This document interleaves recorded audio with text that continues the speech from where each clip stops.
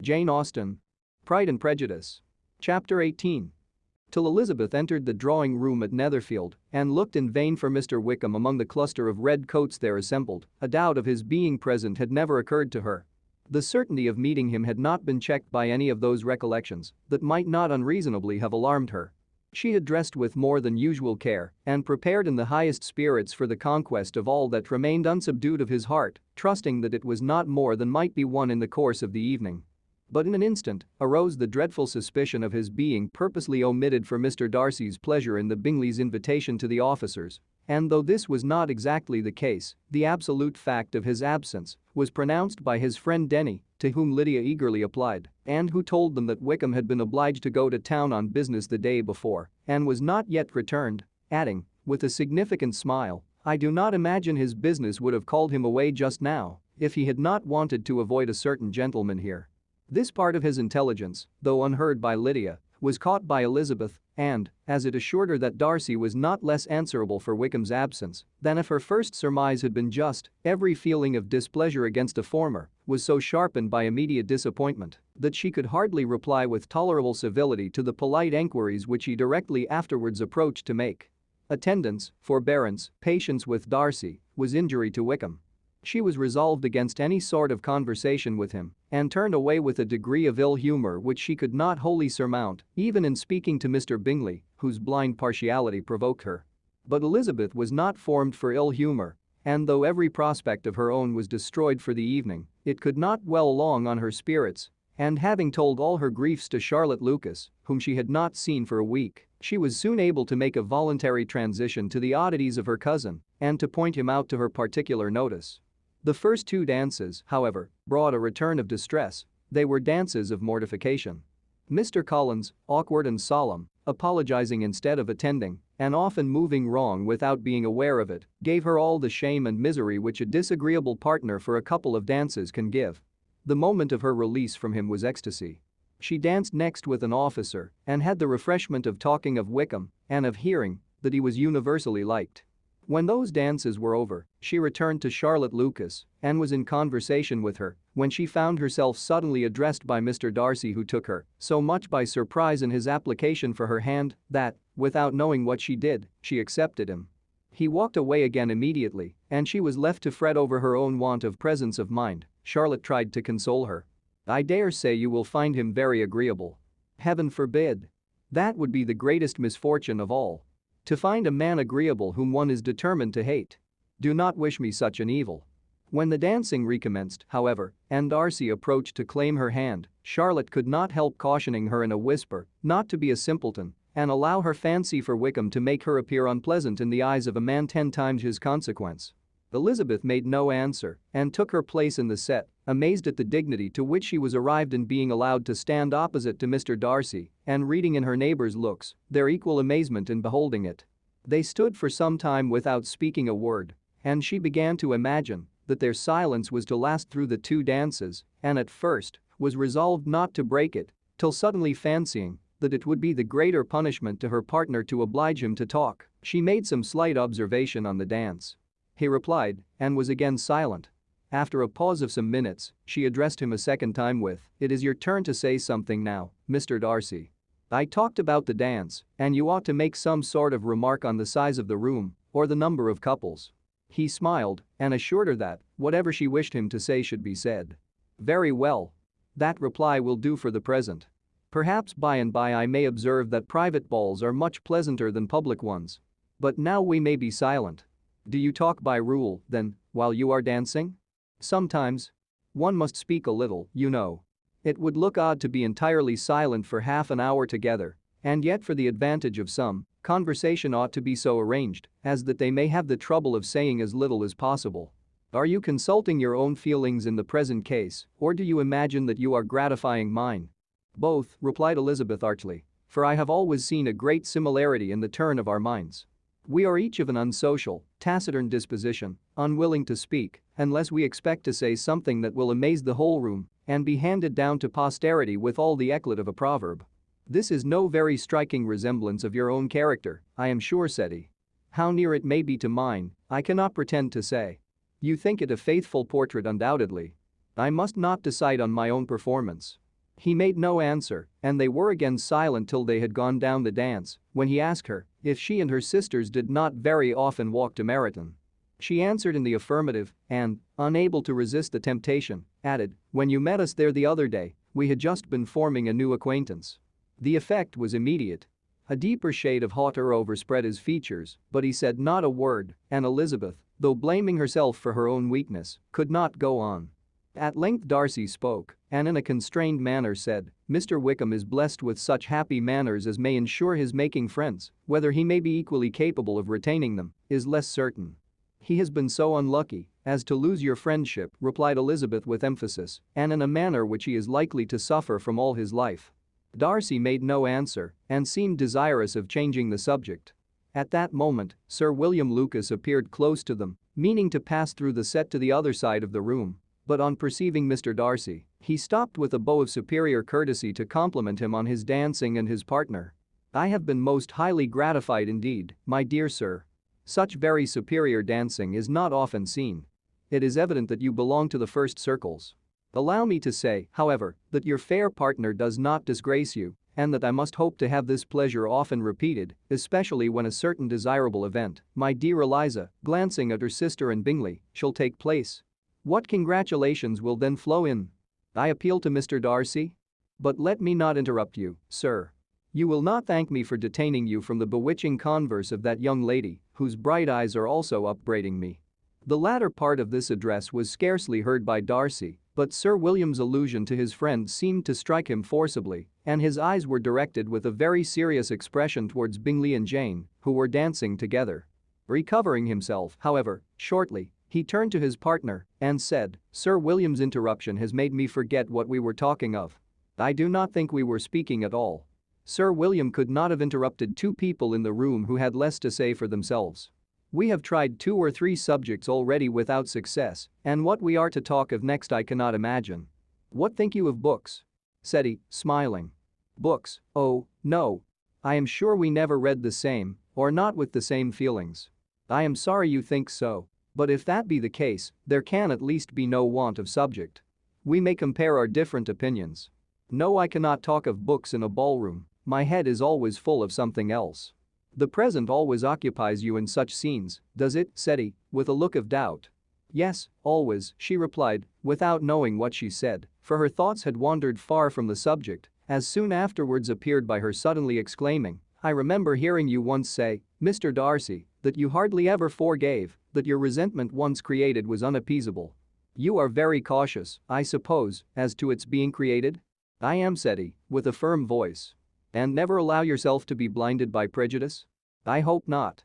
It is particularly incumbent on those who never change their opinion to be secure of judging properly at first. May I ask to what these questions tend?" "Merely to the illustration of your character," said she, endeavoring to shake off her gravity. "I am trying to make it out." "And what is your success?" She shook her head.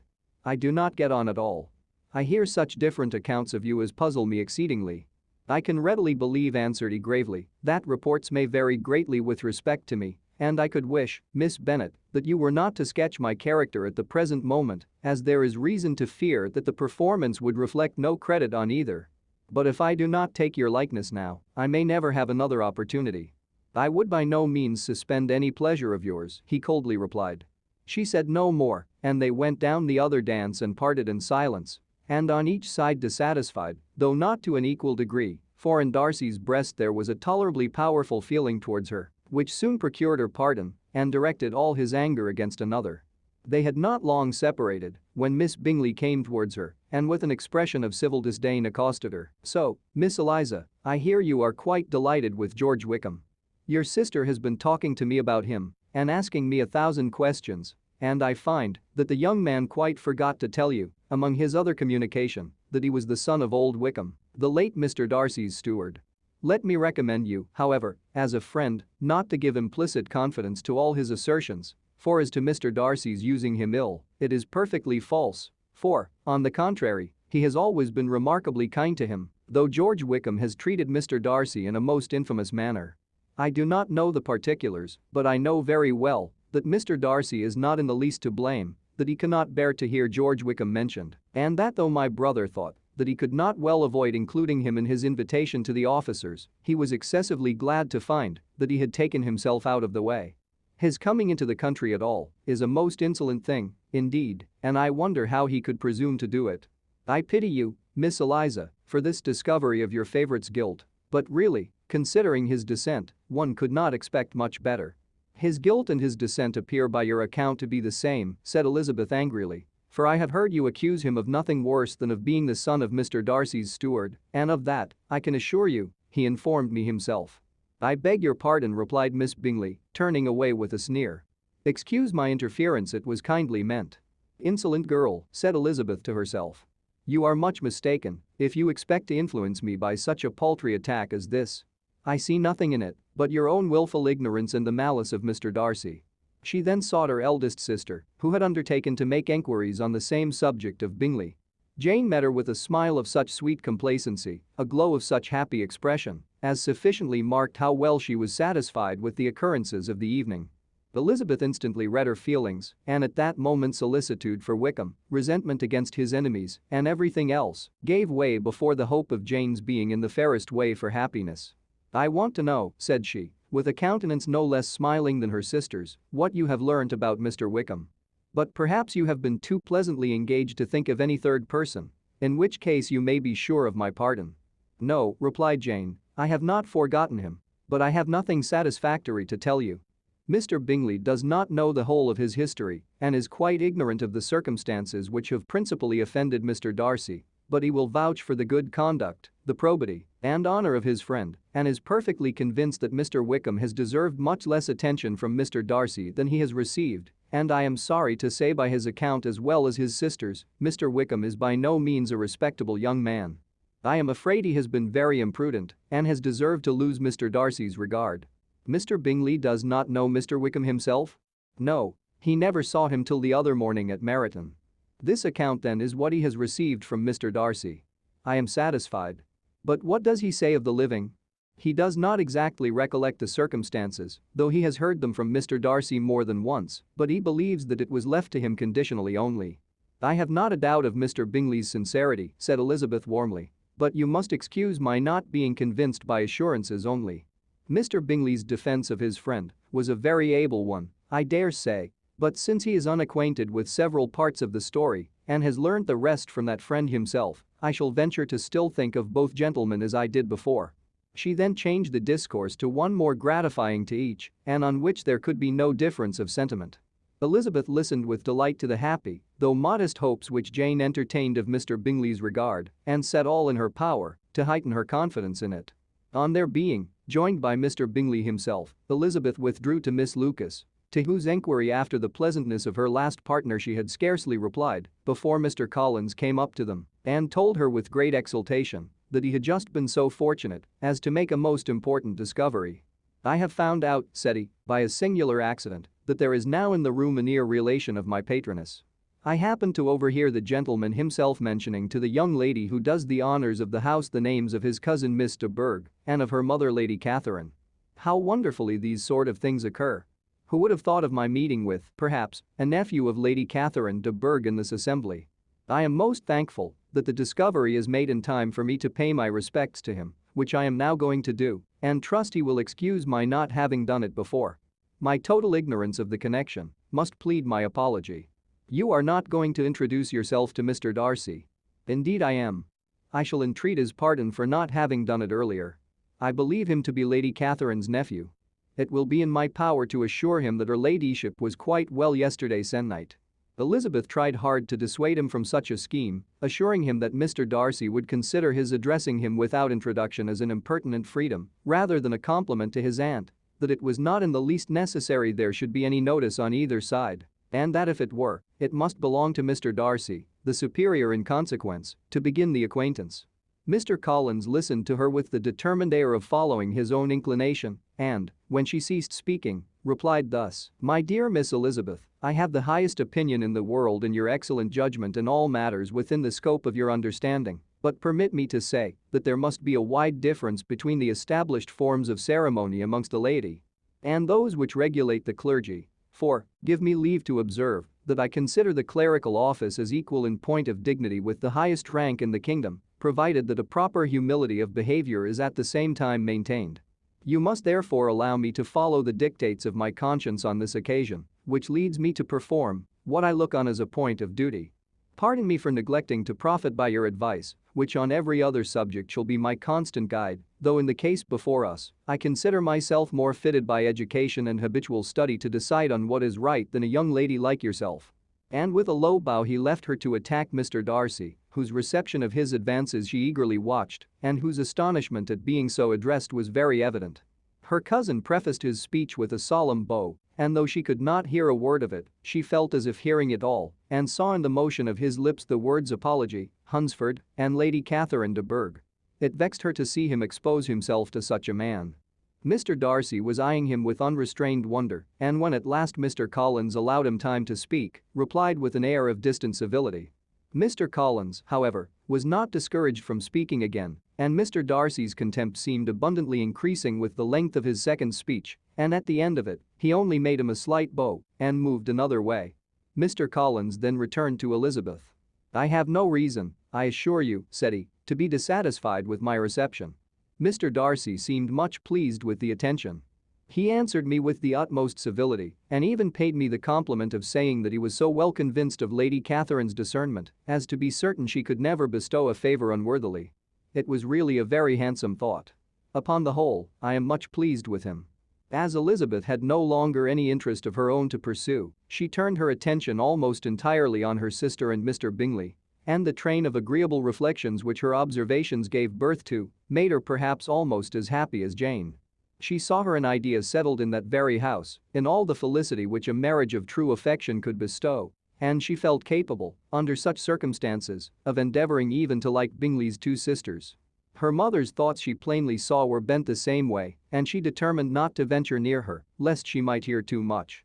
When they sat down to supper, therefore, she considered it a most unlucky perverseness which placed them within one of each other, and deeply was she vexed to find that her mother was talking to that one person, Lady Lucas, freely, openly, and of nothing else but her expectation that Jane would soon be married to Mr. Bingley. It was an animating subject, and Mrs. Bennet seemed incapable of fatigue while enumerating the advantages of the match. His being such a charming young man, and so rich, and living but 3 miles from them, were the first points of self-gratulation. And then it was such a comfort to think how fond the two sisters were of Jane, and to be certain that they must desire the connection as much as she could do. It was, moreover, such a promising thing for her younger daughters, as Jane's marrying so greatly must throw them in the way of other rich men. And lastly, it was so pleasant at her time of life to be able to consign her single daughters to the care of their sister that she might not be obliged to go into company more than she liked. It was necessary to make this circumstance a matter of pleasure, because on such occasions it is the etiquette, but no one was less likely than Mrs. Bennet to find comfort in staying home at any period of her life. She concluded with many good wishes that Lady Lucas might soon be equally fortunate, though evidently and triumphantly believing there was no chance of it. In vain did Elizabeth endeavor to check the rapidity of her mother's words or persuade her to describe her felicity in a less audible whisper, for, to her inexpressible vexation, she could perceive that the chief of it was overheard by Mr. Darcy, who sat opposite to them. Her mother only scolded her for being nonsensical. "What is Mr. Darcy to me, pray, that I should be afraid of him? I am sure we owe him no such particular civility as to be obliged to say nothing he may not like to hear. For heaven's sake, madam, speak lower. What advantage can it be for you to offend Mr. Darcy? You will never recommend yourself to his friend by so doing." Nothing that she could say, however, had any influence. Her mother would talk of her views in the same intelligible tone. Elizabeth blushed and blushed again with shame and vexation. She could not help frequently glancing her eye at Mr. Darcy, though every glance convinced her of what she dreaded, for though he was not always looking at her mother, she was convinced that his attention was invariably fixed by her. The expression of his face changed gradually from indignant contempt to a compassed and steady gravity. At length, however, Mrs. Bennet had no more to say, and Lady Lucas, who had been long yawning at the repetition of delights which she saw no likelihood of sharing, was left to the comforts of cold ham and chicken. Elizabeth now began to revive. But not long was the interval of tranquility, for, when supper was over, singing was talked of, and she had the mortification of seeing Mary, after very little entreaty, preparing to oblige the company. By many significant looks and silent entreaties did she endeavor to prevent such a proof of complaisance, but in vain. Mary would not understand them. Such an opportunity of exhibiting was delightful to her, and she began her song. Elizabeth's eyes were fixed on her with most painful sensations, and she watched her progress through the several stanzas with an impatience which was very ill rewarded at their close, for Mary, on receiving, amongst the thanks of the table, the hint of a hope that she might be prevailed on to favor them again, after the pause of half a minute began another. Mary's powers were by no means fitted for such a display. Her voice was weak and her manner affected. Elizabeth was in agonies. She looked at Jane to see how she bore it, but Jane was very composedly talking to Bingley. She looked at his two sisters and saw them making signs of derision at each other and at Darcy, who continued, however, imperturbably grave. She looked at her father to entreat his interference lest Mary should be singing all night. He took the hint and when Mary had finished her second song, said aloud, "That will do extremely well, child. You have delighted us long enough. Let the other young ladies have time to exhibit." Mary, though pretending not to hear, was somewhat disconcerted, and Elizabeth, sorry for her and sorry for her father's speech, was afraid her anxiety had done no good. Others of the party were now applied to. "If I," said Mr. Collins, "were so fortunate as to be able to sing, I should have great pleasure, I am sure, in obliging the company with an air, for I consider music as a very innocent diversion and perfectly compatible with the profession of a clergyman. I do not mean, however, to assert that we can be justified in devoting too much of our time to music, for there are certainly other things to be attended to. The rector of a parish has much to do. In the first place, he must make such an agreement for tithes as may be beneficial to himself and not offensive to his patron. He must write his own sermons, and the time that remains will not be too much for his parish duties and the care and improvement of his dwelling, which he cannot be excused from making as comfortable as possible. And I do not think it of light importance that he should have attentive and conciliatory manners towards everybody, especially towards those to whom he owes his preferment. I cannot acquit him of that duty, nor could I think well of the man who should omit an occasion of testifying his respect towards anybody connected with the family." And with a bow to Mr. Darcy, he concluded his speech, which had been spoken so loud as to be heard by half the room. Many stared, many smiled, but no one looked more amused than Mr. Bennet himself, while his wife seriously commended Mr. Collins for having spoken so sensibly and observed in a half-whisper to Lady Lucas that he was a remarkably clever, good kind of young man. To Elizabeth it appeared that, had her family made an agreement to expose themselves as much as they could during the evening, it would have been impossible for them to play their parts with more spirit or finer success. And happy did she think it for Bingley and her sister that some of the exhibition had escaped his notice and that his feelings were not of a sort to be much distressed by the folly which he must have witnessed. That his two sisters and Mr. Darcy, however, should have such an opportunity of ridiculing her relations was bad enough, and she could not determine whether the silent contempt of the gentlemen or the insolent smiles of the ladies were more intolerable. The rest of the evening brought her little amusement. She was teased by Mr. Collins, who continued most perseveringly by her side, and though he could not prevail on her to dance with him again, put it out of her power to dance with others. In vain did she entreat him to stand up with somebody else and offer to introduce him to any young lady in the room. He assured her that as to dancing, he was perfectly indifferent to it, that his chief object was by delicate attentions to recommend himself to her and that he should therefore make a point of remaining close to her the whole evening. There was no arguing upon such a project. She owed her greatest relief to her friend Miss Lucas, who often joined them and good-naturedly engaged Mr. Collins' conversation to herself. She was at least free from the offense of Mr. Darcy's further notice. Though often standing within a very short distance of her, quite disengaged, he never came near enough to speak. She felt it to be the probable consequence of her allusions to Mr. Wickham and rejoiced in it. The Longbourn party were the last of all the company to depart and, by a maneuver of Mrs. Bennet, had to wait for their carriage a quarter of an hour after everybody else was gone, which gave them time to see how heartily they were wished away by some of the family. Mrs. Hurst and her sister scarcely opened their mouths except to complain of fatigue and were evidently impatient to have the house to themselves. They repulsed every attempt of Mrs. Bennet at conversation and by so doing threw a languor over the whole party, which was very little relieved by the long speeches of Mr. Collins, who was complimenting Mr. Bingley and his sisters on the elegance of their entertainment and the hospitality and politeness which had marked their behavior to their guests. Darcy said nothing at all. Mr. Bennet, in equal silence, was enjoying the scene. Mr. Bingley and Jane were standing together, a little detached from the rest, and talked only to each other. Elizabeth preserved as steady a silence as either Mrs. Hurst or Miss Bingley, and even Lydia was too much fatigued to utter more than the occasional exclamation of "Lord, how tired I am," accompanied by a violent yawn.